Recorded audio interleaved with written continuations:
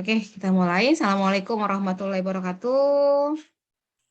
Waalaikumsalam Ya. warahmatullahi wabarakatuh. Alhamdulillah pada pagi hari ini kita bisa ya berkumpul secara online. Mohon doanya ya bagi teman-teman kita semua, kakak kelas kalian yang sedang diuji ya dengan sakit, dosen-dosen juga mohon doanya semoga segera berakhir gitu ya. Oke, kita lanjutkan materinya. Yang belum silakan ya presensi. Saya akan review dulu ya. Oke, sambil diskusi ya.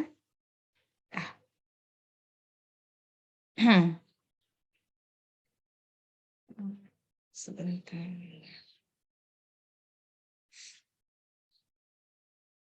Oke. Nah, kalian perhatikan di sini minggu lalu kita belajar tentang software ya. Saya akan review sedikit sebelum masuk ke materinya. Oke. Software dibagi menjadi berapa deh? Aryo, Fahrezi? Ya, Masih Bu. ingat mungkin?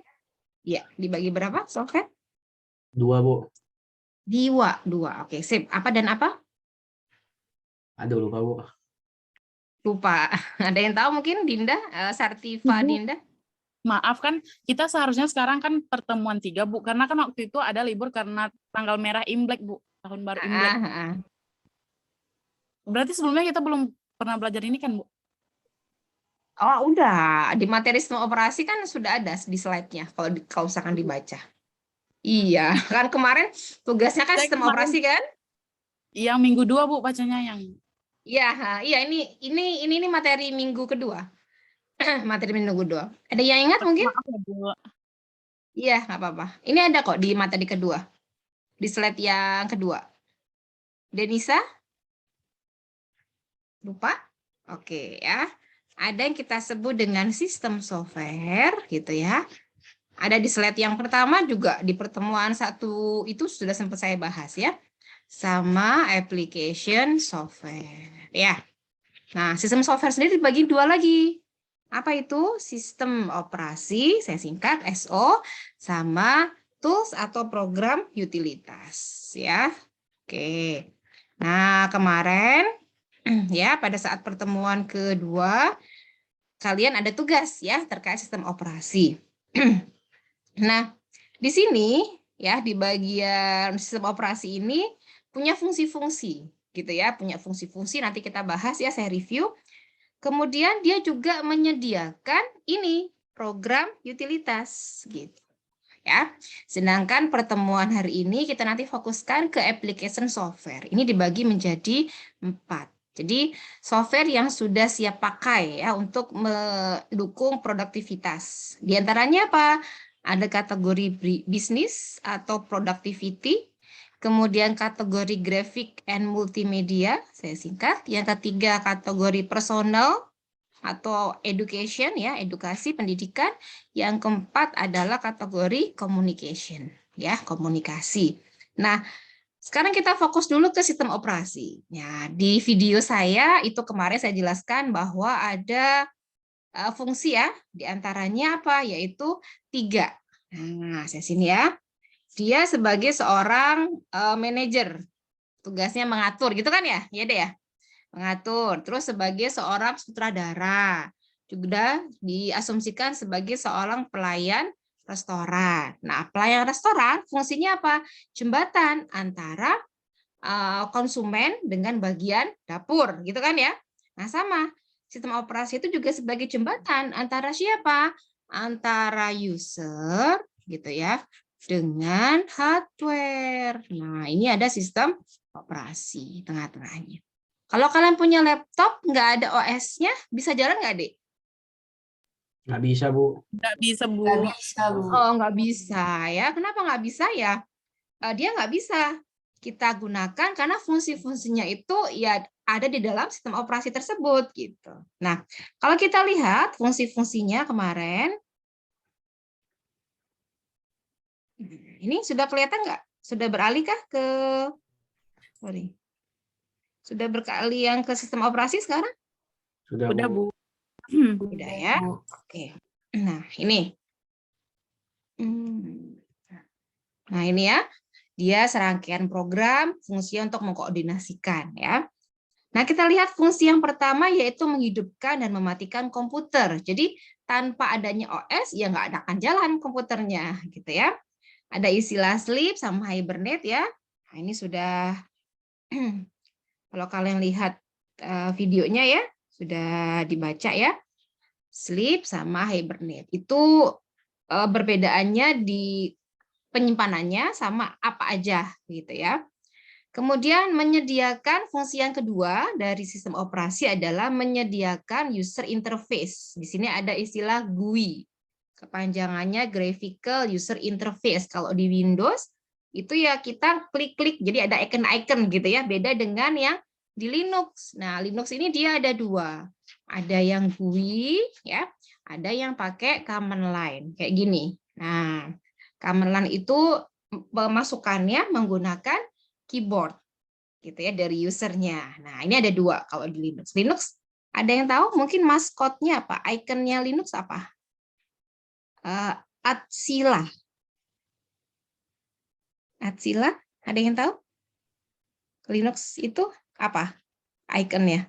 Maskotnya apa? Gambar apa tuh? Kartun apa atau hewan apa gitu? Boleh bantu jawab nggak, Bu? Apa? Boleh bantu jawab nggak, Bu? Oh iya, boleh. Apa, Dek? Penguin bukan, Bu? Penguin ya. Penguin. Iya, penguin Linux ya. Oke, nah ini ada yang ketiga ya, fungsinya juga dia bisa menentukan ya. Jadi program-program seperti single tasking, multitasking, jadi bisa bekerja satu banyak, kemudian bisa untuk yang ini single atau multi user gitu ya. Jadi untuk mengatur dalam artian program-program ya. Nah, di sini ada istilah foreground sama background. Maksudnya apa? Intinya adalah gini, Dik. Kalau sekarang saya sedang buka PPT, kemudian saya juga membuka Word, buka ya. Kemudian ada Notepad. Nah, saya aktif saat ini menggunakan PowerPoint. Maka yang sedang saya buka dan sedang aktif saya gunakan PPT ini kita sebut dengan foreground. Jadi program yang sedang aktif kita gunakan. Nah, background-nya apa? Word sama Notepad. Jadi suatu program yang terbuka tapi tidak sedang aktif kita gunakan. Ya. Kemudian fungsi yang berikutnya dari sistem operasi adalah dia melakukan optimasi ya, maksudnya manajemen memori gitu. Kemudian dia bisa menentukan urutan mana dulu yang akan diproses. Nah, ini juga fungsinya. Contohnya gini, ketika saya punya printer, ya, ada komputernya banyak. Ini sama-sama misalkan terhubung jaringan ya, mengakses si printer. Nah, dia akan ngasih tahu tuh si OS mana dulu yang dikerjakan. Nggak mungkin kan satu kertas itu misalnya paragraf pertama ngambil dari A, paragraf kedua B, nggak mungkin gitu ya. Dia pasti menyelesaikan dulu taks mana gitu ya. Oke. Ada istilah driver, ini program kecil yang mengatakan kepada OS bagaimana berkomunikasi dengan perangkat tertentu. Kalau istilah plug and play, dia otomatis ya mengkonfigurasikan ketika ada perangkat yang baru. Tugas yang berikutnya, fungsi berikutnya adalah performance monitor ya. Kita bisa melakukan kontrol gitu ya, akses dan mengetahui report terhadap resource dan sumber daya. Ketika kalian buka gitu ya, oh di sini ada nih CPU-nya berapa dan seterusnya. Nah, ada kalanya kita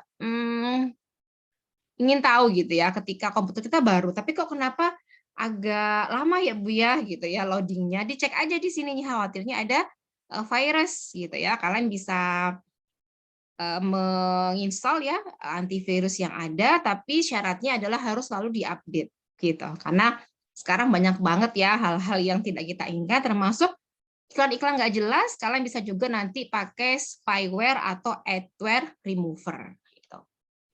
Nah, kemudian fungsi yang lain adalah membangkitkan koneksi internet. Nah, jadi kalau nggak pakai OS kita nggak bisa ya nge-net, melakukan searching, browsing gitu. Kemudian update ya, otomatis update terhadap software tertentu. Kemudian, nah ini Tadi kan ada program utilitas. Nah, sistem operasi itu juga menyediakan usernya yang mengizinkan ya dengan menggunakan beberapa tools yang berhubungan dengan pengaturan komputer kayak gini-gini ya. File manager itu contohnya adalah Windows Explorer, kemudian pencarian, image viewer sampai ke backup and restore. Nanti saya jelaskan di application ya. Kemudian untuk jaringan ya kita bisa untuk menambah atau menghapus user, komputer dan perangkat serta mengkonfigurasinya. Fungsi yang lain ini untuk keamanan ya. Jadi ada syarat tuh kalau kalian bikin password ya. Syaratnya adalah supaya dia kondisinya strong. Jadi kalau kita buatkan ada weak, moderate, strong, itu kombinasi huruf, angka, simbol gitu ya, atau karakter khusus supaya nggak gampang dibobol orang. Kalau kalian buat passwordnya kombinasi huruf, misalnya Muhammad Syarif Hidayatullah bin siapa panjang tapi huruf semua, itu gampang dibobolnya. Sekian detik ya, nggak nyampe 1 menit udah bisa.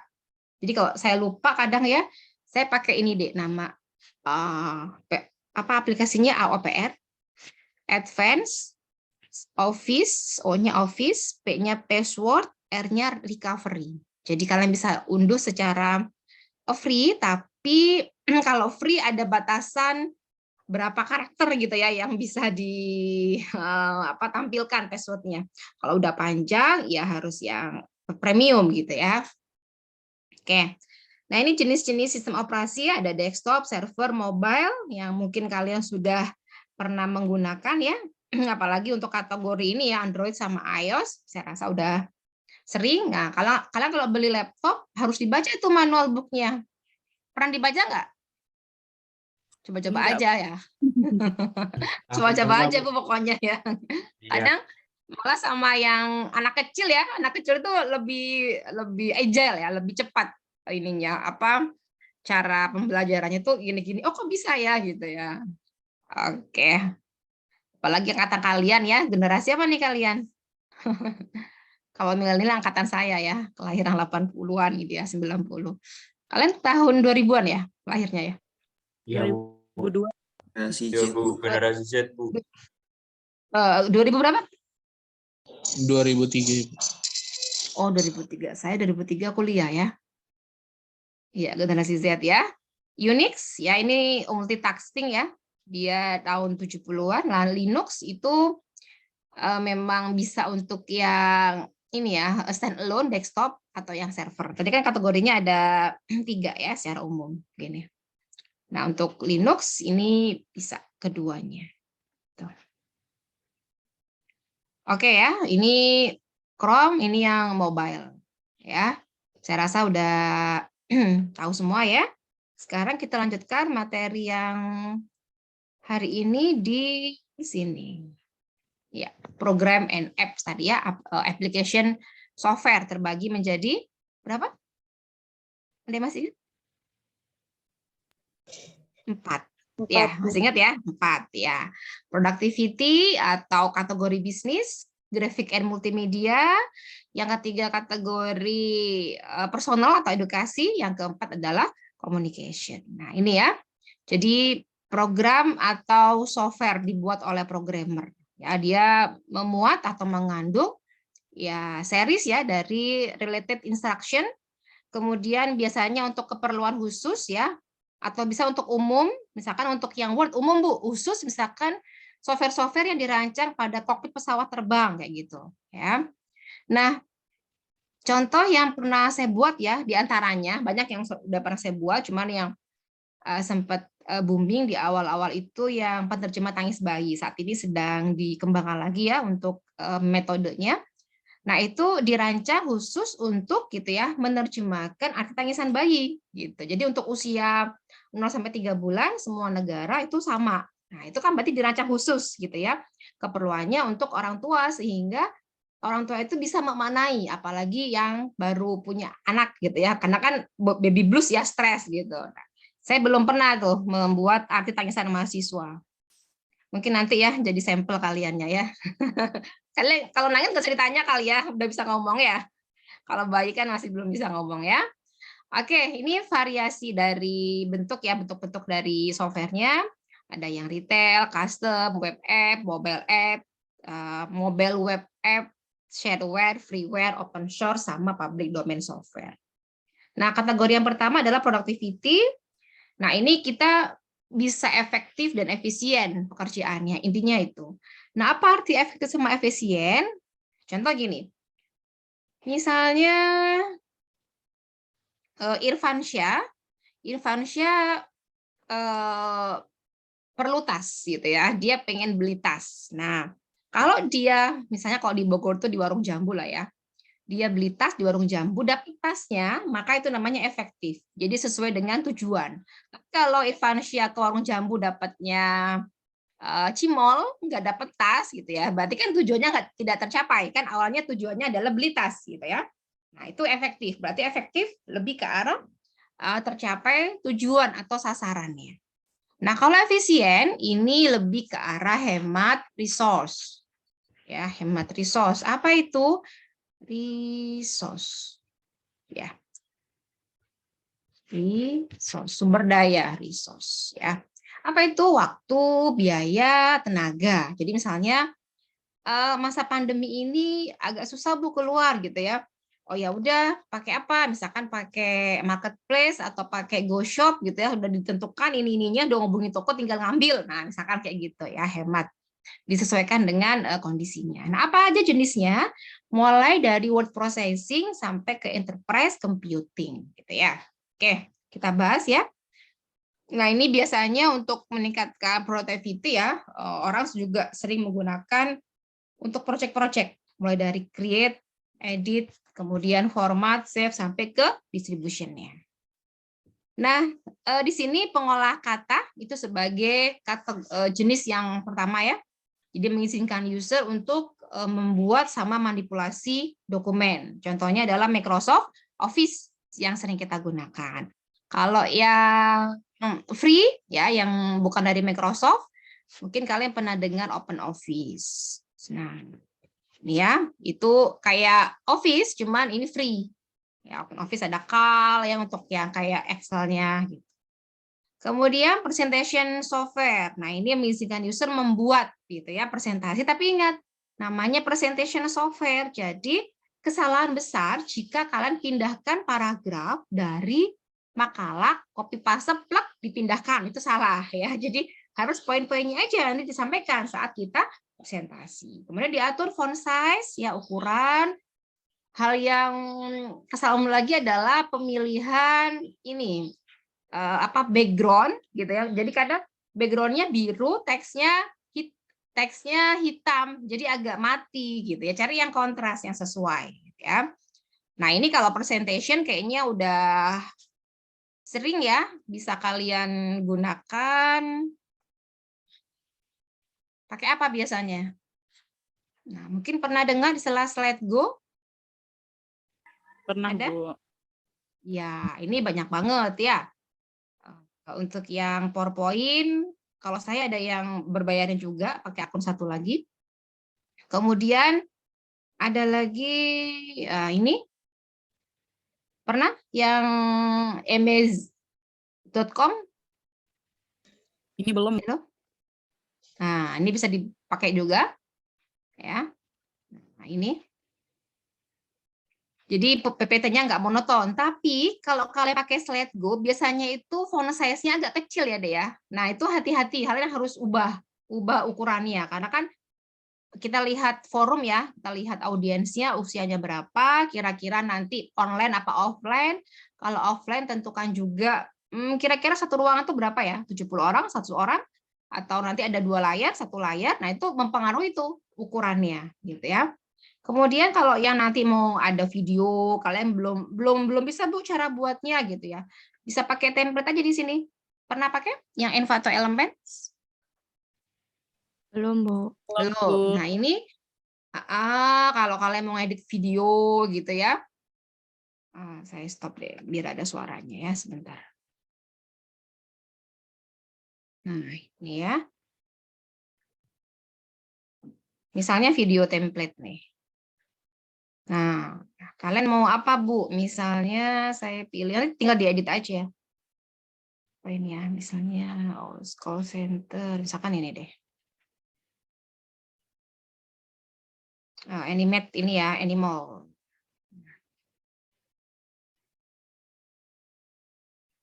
Kedengeran nggak suaranya?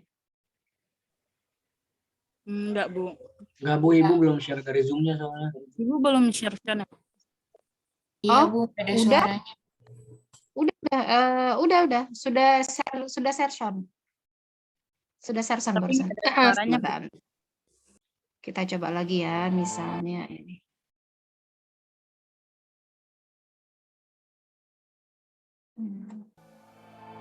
Audio Nah. Jungle. Kedengeran suaranya? Ada, Bu. Ada, Bu. Nah, ini tinggal kalian ganti-ganti aja nantinya. Nah, ini kalau misalnya mau ini ya, kehabisan ide gitu ya, harus bisa referensi lah. Tapi ingat, harus kalau misalkan ngambil dari sini, tulis sumbernya dari mana. Ya, untuk yang image, kemarin sempat saya share ya di grup ya, kayak misalnya mau pakai free pick atau yang lainnya gitu ya. Oke. Lanjut ya, tadi sampai sini. Udah kelihatan? Udah, Bu. Dek, kalau di kalian ya, di layar kalian, layar ini munculnya besar atau enakan yang ini? Yang Enakan yang sebelumnya tadi Bu, sih, Bu. lebih besar. Enak yang sebelumnya, Bu. Oh, berarti yang ini Iya, kalau Bu. di kalian? Iya, Bu. Oh, iya. Oke. Sip.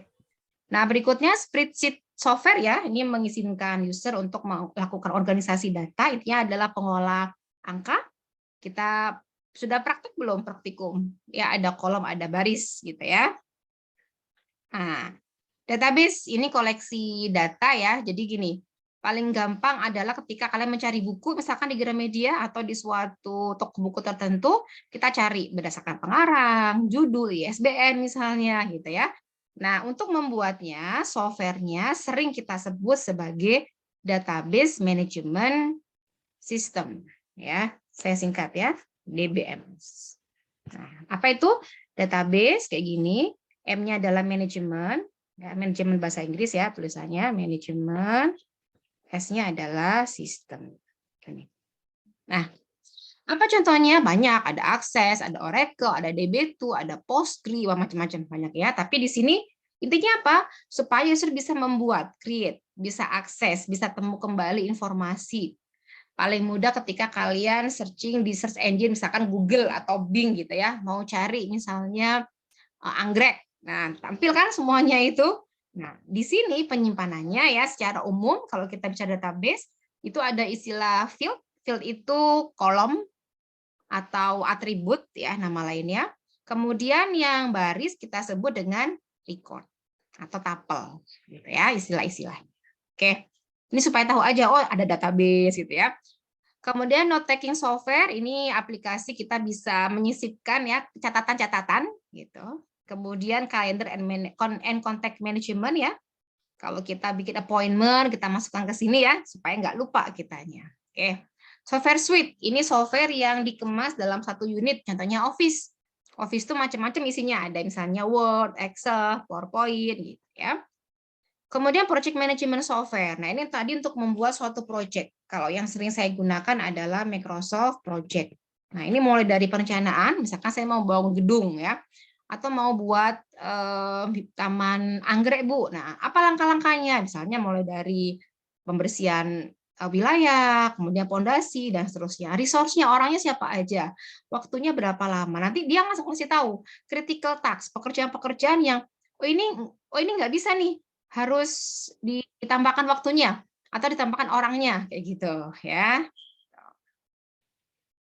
Accounting software ya, kemudian personal finance software, legal software, tax preparation, ini semua masuknya ke productivity atau kategori bisnis yang sering digunakan mulai dari bagian HRD sampai ke bagian IT gitu ya. Kategori yang kedua graphic and media software.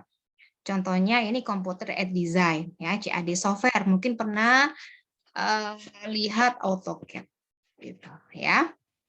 Ini kalau yang ori harganya sekitar 100 jutaan deh. Lumayan gitu ya, AutoCAD. Kemudian desktop publishing software, pen or image editing software. Sekarang mah di handphone kita ya itu sudah banyak ya aplikasi-aplikasi seperti Snapseed, apalagi Lightroom ya, apalagi yang sering kalian pakai. Nah, terus ini ya untuk ngedit foto kita ya, mungkin bisa pakai Beauty Plus gitu ya, dan seterusnya. Jadi kalau zaman saya kuliah dulu deh, kalau ada jerawatnya, pakai Photoshop itu satu-satu. Misalkan ini muka gitu ya, ini jerawatnya ada banyak. Itu pakai stem, ini satu-satu nih. Nah kalau sekarang kan tinggal satu klik-klik, langsung jadi kayak kamera 360 ya. Wah, udah langsung kinclong. Pas ketemu ternyata kok beda gitu ya. Filter IG, Bu. Ada si merah, Ponto buat yang untuk kasih teks dan seterusnya ya. Kenapa? Kenapa, Dek? Kalau untuk yang tulisan misalkan ada image awan atau image laut gitu ya, mau digerakin, boleh pakai Zoetropic. Nah, ini sering saya pakai juga ya. Edit video, audio tadi ya, bisa pakai software yang Envato Elements atau pakai yang sering kalian gunakan apa? KineMaster mungkin? CapCut, VN, terus Vivo, VN. wah banyak banget ya. Tulis coba di kolom chat. Wah ini kayaknya jago editing ya, apalagi editing buat diri sendiri ya. Oke. Lanjut ya, multimedia authoring software ini memungkinkan user untuk mengkombinasikan ya teks, grafis, audio, video. Kemudian ada juga website authoring software. Oke. Media player, kemudian disk burning software ini masuk ke graphic and media software. Nah, kategori ketiga adalah personal interest application. Kayak kita ya, kehidupan kita sehari-hari, apalagi saat ini kita mau nggak mau harus berdampingan dengan yang namanya COVID ya, kesehatan kita, lifestyle kita, pola hidup itu kita bisa download aplikasinya, termasuk ke pendidikan. Gitu. Communication saat ini kita menggunakan aplikasi Zoom, itu salah satu contoh ya kita bisa berkomunikasi walaupun jarak saat ini ya mungkin beda-beda ya. Saya di Bogor, ada yang Jakarta, ada yang di Maluku, Sumatera, Jawa Tengah, Jawa Timur dan seterusnya ya. Contohnya apa? Ada blog, browsing, chat, internet phone, web feed, video conference gitu. Nah, ini tools-tools yang sempat tadi saya bahas ya, yang seperti program utilitas, personal firewall, ini bisa software dan atau hardware yang melindungi komputer kita dari gangguan, gitu ya. Antivirus, tadi ya, spyware dan adware remover, karena kita kalau kerja muncul iklan nggak jelas gitu ya. Kalau saya pakai ini deh di laptop saya. Saya pakai CC cleaner ya. Nah ini, saya pakai ini. Kadang kan kalau kerja nggak enak ya, lagi konsentrasi bikin paper gitu ya, tiba-tiba ada iklan nongol gitu ya, nggak jelas. Oke. Sedikit lagi, ini untuk yang file manager ya, untuk mengelola file, contohnya Windows Explorer, pencarian ya, image viewer, melihat, uninstaller ya, untuk menghapus program-program yang memang sudah tidak diperlukan lagi sama kita, disk clean up, membersihkan ya, ada disk defragmenter, ini untuk melakukan organisasi file. Jadi secara umum kita itu kalau nyimpen file tuh di sini deh,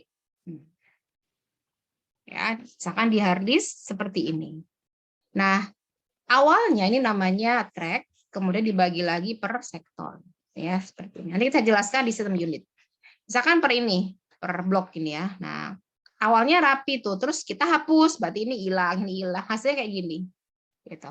Sama kalau kalian naruh baju lah, awalnya rapi, karena buru-buru kuliah masukin aja ngasal gitu kan. Nah supaya rapi kita lakukan defragment, ya. Kalau di laptop kita di klik kanan properties ada bagian analyze ya atau optimize, gitu. Nah berikutnya ada screen saver untuk menyesuaikan ukuran file, compression, PC maintenance tool, backup tool, restore, ya, ini semua masuk ke tadi ya, application software. Gitu. Oke, materinya cukup sampai sini. Ada pertanyaan? Silahkan. Sepertinya cukup. Berarti Bu. yang ini ya, materi ketiga ya, saya lupa tadi harusnya yang ini. Ya, ada pertanyaan? Silahkan. Sepertinya cukup, Bu. Cukup ya, oke. Ini banyak banget ya. Oh, CapCut, InShoot, ya, oke. Sip. Oke, kalau tidak ada lagi, saya akhiri. Semoga ada manfaatnya. Saya tutup ya, sehat-sehat selalu. Assalamualaikum warahmatullahi wabarakatuh. Waalaikumsalam warahmatullahi wabarakatuh. Makasih, Bu. Makasih, Bu. Saya stop recording ya. Ya, terima kasih. Cek ya di Evita ya. Rekamannya kan sudah saya upload ya.